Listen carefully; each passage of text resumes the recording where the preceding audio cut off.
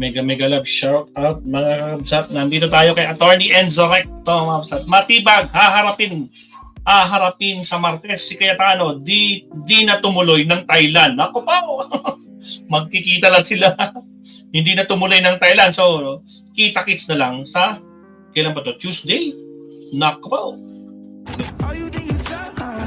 Lagot na. Lalo na, umiinit ang pan ha. Umiinit ang bangayan nila, mabsat. Parang mamaya may pinakitang video si Matibag tungkol dito.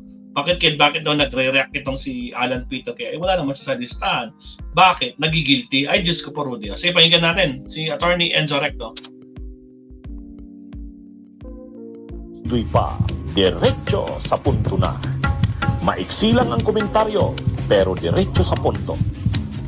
Maraming kuro-kuro, may tiwali, may totoo. Dito, sa puntong diretso tayo. Punto, diretso. Kung ano-ano nang pinagsasabi ni Robin Padilla na dinala na sa issue ng nabanggit niya kasi yan. Tinatanong niya si Attorney Jeremy Luto tungkol sa Romanov nga. Ay siyempre honest din naman si Attorney Jeremy Luto. Sabi niya rin, hindi ko masyadong kabisado yan. Alam ko lang na pinatayan sa Russia after ng Bolshevik Revolution. Ganun lang daw ka-general ang alam niya. Pero yung detalye sabi niya, hindi ko alam. Honest yun Pero si Robin, hindi. Sabi niya, hindi mo kasi alam yung Romanov. Ako alam ko yan kasi komunista ako. Ayun na, yun ang mabigat doon, Panyero, kasi umamin pa siya na komunista siya. So baka siya pala ang may pakana ng Romanov kasi kung naalala natin, Agoy! Ang mga Bolshevik, sila yung komunista. Si Romanov, siya yung Nobel na tawag dito, siya yung hari, no? So ito ilaban ng mga ng komunista at saka yung hari, no? So baka naman siya si Robin ang Romanov o siya si Rasputin sa ganitong panahon dahil inamin nga niya na siya ay mismong komunista. Sabi niya, I am a communist, di ba? Klaro yun, narinig natin lahat yun nung kanyang sinabi sa Senado. Actually, Panyero Hawi, sa kapapaliwanag ni kayayabang ni Robin, mali yung sinabi niya. Ganito ang pagkakasabi niya. Alam niyo yung Romanov, pinatay kasi yan si Tsar Nikolai, sabi niya. Pinatay daw si Tsar Nikolai. Ng mga Bolshevik. Sabi niya ganun. Nicholas. Pinapakita niya nga na knowledgeable siya dyan sa subject na yan. Sablay sa pangalan. Matter na yan. Mali yun eh. Hindi naman si Tsar Nikolai ang pinatay. Ang pinatay ay si Tsar Nicholas, hindi Nikolai. Nicholas. Ang leader ng mga Bolshevik, si Nikolai Lenin. Yun yung Nikolai. Napagmali niya. Di ba? Napagbaliktad niya. Ang pinatay ay yung Tsar, yung king nila ng Russia na binagsak ng Bolsheviks. Tsar Nicholas II yun. Yan yung Romanov dynasty.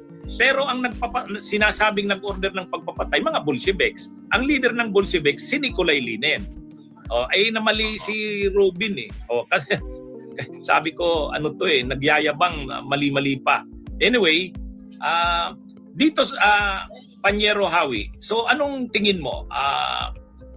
Itong last na testigo si Director Matibag. Importante pa ba ito? May malalaman pa ba tayo? May mga importante pa bang bagay na malalaman kay Director Matibag? Anong magiging yung magiging subject ng kanyang testimonya? Bakit kailangan pa siyang i-present? Siyempre, hindi natin malaman pa ngayon dahil alam mo naman, Panyero, malalaman lang natin kung ano yung purpose pag nag-offer sila, di ba? Bago ka mag-presenta ng iyong testigo, meron kang offer of testimony, di ba? Yan yung simula. So, doon pa lang natin malalaman kung ano yung purpose. Pero kung tayo po mag-iisip or maghuhula ng mga probability, tingin ko, di ba, since napatunayan na nila yung akto ng grave threat, yung akto ng inciting to sedition, kailangan itahin nila ito sa issue ng is the act impeachable in a sense that is it a culpable violation of the Constitution? Kasi yun po yung Article 4, no? Grave threats leading to culpable violation of the Constitution, high crimes, and betrayal of public trust. So tingin ko, itong huling nilang testigo, tatahiin po ito para mapakita na yung akto at yung mental state, no? Yung mental state ni Vice President Sara, gusto pa ba natin ng public servant na may ganitong pag-iisip, na may ganitong, let's say, pagte-threaten sa ating presidente. So yan po tingin ko ang tatahiin at siguro yan po yung magiging laman ng testimonya ni Director Matibag. Siguro since siya po yung director ng NBI, baka makapagbigay linaw siya kung talaga bang meron silang lead o meron silang mga alam tungkol dun sa alleged quote-unquote assassin. Baka meron na po silang mga nalalaman dyan o investigasyon, baka yun po masaliwalat din niya sa Tuesday, next Tuesday. Sabagay, nasabi yan Panyero Hawi ni Attorney Jeremy Luto. Tinanong siya, mayroon ba kayong talaga lumabas ba sa investigasyon nyo na may kinausap na may kinontrata ng hitman o assassin si ang kampo ni BP Sara? Ang sagot niya, wala akong masyadong detalye, pero baka si Director Matibag sa pag-testify niya, baka mayroon siyang maibigay na mga information. Baka siya yung mas makakapag-discuss niyan. So, talagang aabangan natin ang So, ang role talaga ni Director Matibag, tahiin yung tahiin. Kasi yung dalawa kasing present na witnesses, yung una nag-authenticate lang naman ng video.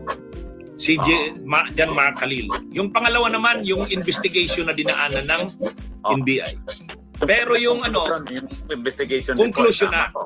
Opo. Yun, doon na. Oo. At saka baka may iba pang mga detalyeng ilalabas o ibubunyag si Director Matibag para patunayan na seryoso talaga yung pagbabanta na yon ng pangalawang Pangulo. Pero, Panyero, ang problema, may iba kasing anggulong mangyayari sa Tuesday pag appear ni Director Matibag. Itong away nila ni Cayetano mukhang makikipag-agawan sa sa tingin mo ang mainit na banggaan. Kasi nung pa lang nung nakaraang araw, yung huling araw ng impeachment nitong linggong ito, impeachment trial.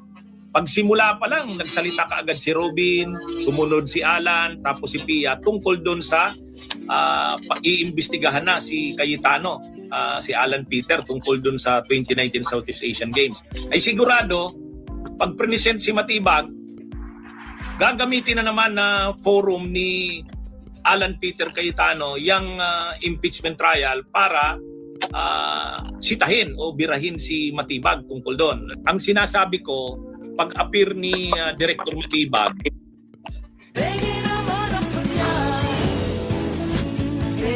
Again, sa mga bagong pasok, mga absot na, baka naman, huwag kalimutang mag-like and subscribe. ng pag-appear niya, siya na nga supposed to be, ang purpose ng pag-appear niya, siya na nga yung magtatahi ng mga testimonya. Last witness na siya ng prosecution doon sa grave threat.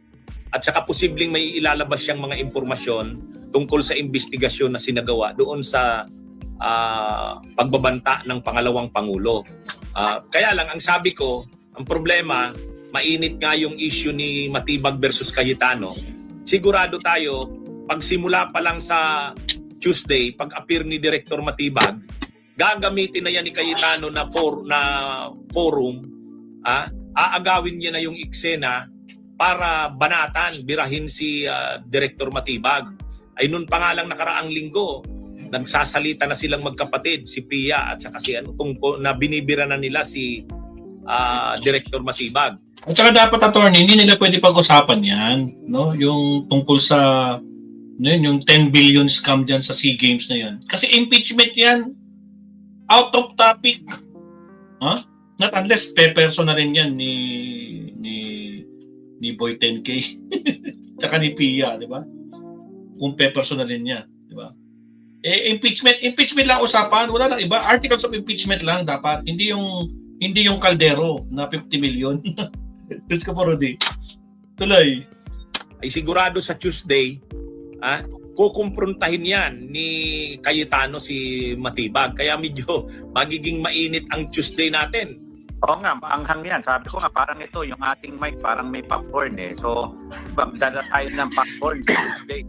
Dahil alam mo yung ika nga nila, yung popcorn na yan, eh, habang nanonood tayo, masarap natin pakinggan at panoorin kung ano talaga yung balitaktakan dyan. At tama ka, Panyero, maka mas mahaba pa yung balitaktakan na away ni Alan Peter, ni Pia, ni Robin, laban kay Melvin Matibag. Baka nga mas maanghang pa yung mga debate doon kaysa doon sa kanyang isisiwalat. After niyan, Panyero, na pag-present kay Matibag, ang sunod na, kasi ilang araw din naman itong linggong ito, di ba? So hindi lang naman si Director Matibag ang ipipresent ngayong linggong, itong susunod na linggo. Tuesday yan, si Director Matibag, pero pagkatapos niya, sarado na. Tapos na yung Article 4, yung grave threat. Itong Article 4, sabi ko nga, magre-rest na sila sa Article 4 at susunod na nila yung confidential funds, yung Article 2, I think. Bunyo, Alright. bunyo, halikan na kasama ka. So, siyempre, magtataka tayo niyan, no? Pagdating dyan sa Tuesday, kukumprontahin na naman ni Alan Peter Cayetano, di ba? Kita nga natin, di ba? Inontra nga niya yung kan. Bakit hindi siya darating? Bakit? Napaka-importante naman niya. Oh, ngayon, kinancel na yung papuntang Thailand. Tapos, magugulat tayo. Pag-usapan nila yung 10 billion scam. Diyos ko. Shoutout sa mga papapasok. Shoutout, Deborah G, Ryan Canese, kay Curious Ellie, Kabsat, saka sino ba? Sa mga si Master Jam, sa lahat po naman dumalaw kanina. Salamat po. Next topic tayo, Kabsat. Here we go.